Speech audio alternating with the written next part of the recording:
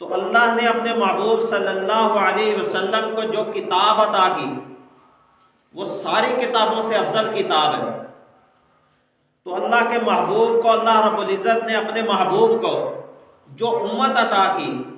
وہ امت بھی ساری امتوں سے زیادہ افضل امت ہے۔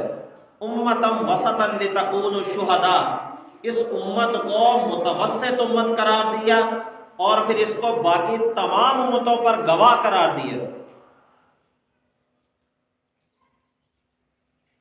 رسول اللہ صلی اللہ علیہ وسلم کو جو خاندان جو نسب عطا کیا گیا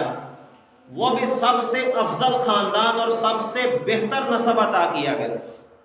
رسول اللہ صلی اللہ علیہ وسلم کو جو شہر عطا، جو شہر مکہ کے اندر جہاں آپ کی ولادت ہوئی،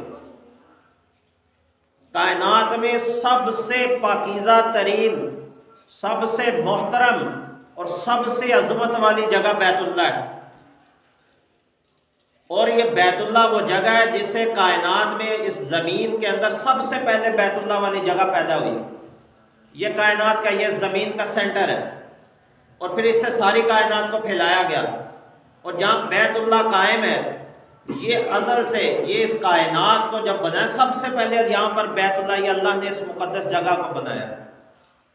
آدم علیہ السلام سے لے کر حضرت ابراہیم علیہ السلام تک یہ جو خانہ کعبہ کی جگہ ہے یہ اس سے بھی پہلے مقدس ہے۔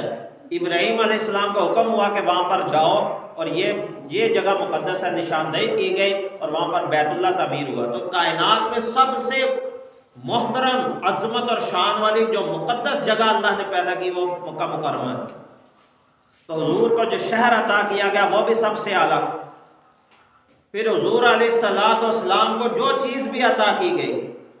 تو اس میں حضور کو جو رفقاء، جو ساتھی، جو آپ کو امت کے اندر، جو آپ کو صحابہ عطا کیے گئے، آپ کے زندگی مبارک کے اندر جن کو اسلام لانے کا شرف حاصل ہوا، جن کو کلمہ پڑھنے کا شرف حاصل ہوا، ہمارا عقیدہ یہ ہے کہ جس طرح اللہ نے اپنے محبوب کو ہر چیز سب سے اعلیٰ عطا کی ہے، اسی طرح انسانیت کے اندر، اولاد آدم کے اندر، انبیاء کے بعد سارے انسانوں کے اندر